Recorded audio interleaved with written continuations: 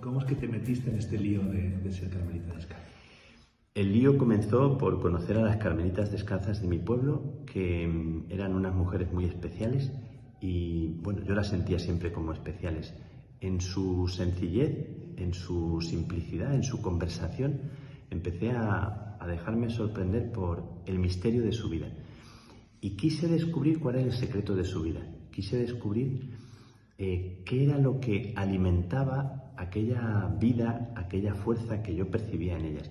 Así que entré a través de ellas en el mundo de la oración, en el mundo del silencio, en el mundo de esta espiritualidad que para mí era una sorpresa auténtica, porque no conocía hasta entonces. Después de las carmelitas conocí a los carmelitas de Batuecas, en los que se combinaba una doble realidad, se combinaba una ancianidad, una gente muy, muy mayor, y luego mucha sencillez, mucha sobriedad de vida, y luego una cosa muy bonita que eran muy cercanos a mí, no tenían miedo de tratar con los jóvenes, y trataban de una forma muy paternal pero amigable también, una cosa muy bonita, y me enganchó su propia vida y también el lugar, ¿no? El clima de silencio y como ese misterio que arropaba por dentro.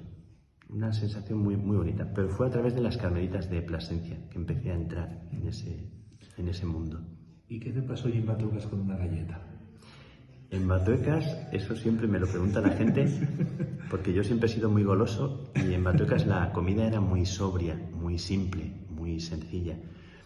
Y entonces, así, no había cosas especiales, pero un día, en la servilleta que había en la mesa, en mi puesto, levanté la servilleta con intención de recoger mis cubiertos y empezar la comida, y apareció una galleta María Fontaneda. Siempre he dicho que una galleta, una humilde galleta María Fontaneda, que de repente me dio como mucha alegría, como que fue una sorpresa, y yo pensaba para mí, pero ¿cómo es posible que una galleta me dé tanta alegría? Y la cosa era doble. Una era por el dulce, aunque es un dulce así muy pequeñito, pero sobre todo por la sorpresa de alguien que tiene el gesto tan bonito de ofrecerte algo así. Y miré alrededor y nadie había sido. O sea, nadie levantó la mirada, estaban todos muy centrados. Y pensé, esto tiene que ver con el secreto del Carmelo. Tiene que ver esta sencillez y esta alegría que nace de las cosas más simples. Bueno, por ahí luego descubrí en Juan de la Cruz que esto tiene mucho que ver con la verdadera alegría, con la verdadera profundidad. Me resultó una cosa que nunca jamás se me ha olvidado. Y hablas mucho de la vida espiritual como una aventura. ¿Por qué lo ves como una aventura? Una aventura porque siempre es como a lo desconocido de Dios. Es como que algo te arde dentro, se despierta por dentro como una pasión, como un tesoro que ya vislumbras y que no has visto todavía, pero que te mueve a aventurarte, a arriesgarte. Yo siempre hablo mucho del riesgo porque es donde yo he descubierto más los tesoros que se me han regalado, no en lo que yo pedía. Una aventura porque siempre es como un camino en el que vas encontrándote sorpresas, también en medio de la noche, en medio de crisis, en medio de pérdidas. Pero una aventura porque tiene que ver con algo en lo que Dios se va haciendo el encontradizo y si permanece aventura, permanece en tu corazón como algo que está por descubrir. De hecho, ahora mismo sigue siendo una aventura, ahora mismo sigue siendo para mí una sorpresa. Yo no vivo en el agobio, en la angustia, no vivo como en la costumbre o en que las cosas salgan bien. Vivo dejándome sorprender con lo que eso supone, de riesgo y de incertidumbre, pero como muy gozoso, porque sigue muy vivo dentro como esa llama que te hace moverte o subir la montaña o atravesar el desierto o ir a donde sea. En las peregrinaciones siempre es esto y siempre se regala algo que tú no esperabas. Y por eso me parece que Juan de la Cruz y Teresa de Jesús y los santos del Carmelo son muy aventureros. Y bueno, pues me encanta vivir ahora, también lo que vivo ahora, así como una aventura. Y hablas mucho de que te encontraste con la mirada de Jesús. ¿Qué te dijo la mirada de Jesús? ¿O qué encontraste en ella? Sí, la mirada de Jesús fue como si fuera el punto donde yo empecé como a encontrarme a mí mismo. Y de hecho era una sensación de ser mirado, de ser arropado en la mirada. Lo que encontré fue descanso. Lo que sentía en la mirada de Jesús es un te quiero que descansa la vida. No tienes ya que competir, no tienes que pelearte por ser alguien. Encontré en la mirada como si fuera otro yo que era el mismo yo, pero me encontré nuevo en la mirada del Señor. Y me encontré digno, y encontré que aunque yo me pasara la vida reprochándome, Él decía te quiero. Me parece que este un poco es el secreto que mantiene mi vida en este momento. Y también casi que todo lo que hablo, todo lo que digo, nace de eso, como para mostrar y querer reflejar la mirada de Jesús. Según tu experiencia, ¿tú qué le dirías a un joven de hoy? Sabiendo también la vida que viven, los desafíos que tienen, ¿no? ¿Qué le diría a un joven de hoy? Yo le diría al joven de hoy que hay como un mundo por descubrir que es mucho más interesante y más lleno de vida, de riqueza del que uno puede imaginar.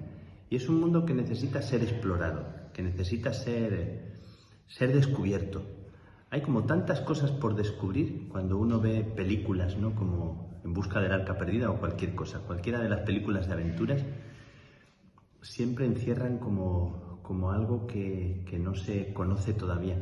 Yo creo que a un joven de hoy le diría que tiene que descubrir lo que hay dentro de sí mismo, que es muy importante dejarse acompañar, ¿verdad? Como confiar en gente que le pueda conocer para guiarle y que haga preguntas interesantes que le lleven a descubrir quién es él, ¿no? Me parece que, como yo, lo que descubrí en mi propia vida fue un mundo que no conocía y un yo que fue una sorpresa para mí y un Dios del que nadie me había hablado. Entonces yo a un joven le diría que tiene que hacer el descubrimiento, que tiene que dejarse encontrar, que tiene que exponerse, que tiene que aventurarse a poner el pie, a poner la vida como en el riesgo de descubrir lo que nadie ha visto, lo que nadie conoce de Dios y de sí mismo. Me parece que ahí hay un algo por descubrir y que es inédito, que está como inexplorado, que es original. Y cada joven tiene algo original que tiene que descubrir. Y hay mucha gente que se va de esta vida sin descubrirlo. Y luego, por ejemplo, los momentos en que has podido experimentar tu debilidad o tu pobreza, o en los momentos de crisis, ¿qué es lo que te ha ayudado? ¿O qué es qué enseñanza has sacado de...? Yo creo que las cosas que más he aprendido son en los momentos difíciles, en los momentos de debilidad, cuando me he sentido como recogido, sostenido, cuando yo me he machacado más, cuando yo me he castigado, cuando yo me reprocho a mí mismo.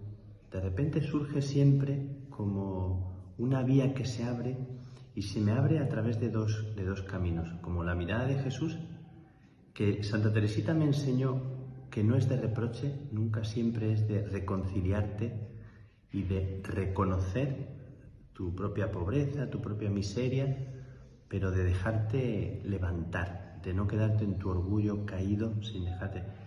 Y luego la mano de María, la presencia de María en mi vida.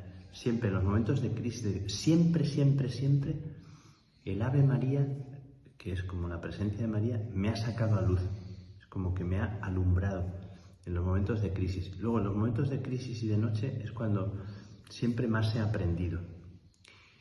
Y puedo decir, ¿no? Porque como son momentos tan duros, tan difíciles, tan de tragar tu propia fragilidad, y sin embargo, cuánta riqueza después, ¿no? De esos momentos. Entonces, ya casi que le digo al Señor, tú estás haciendo algo con esto y me fío de ti. Aunque yo no lo veo, tú lo ves.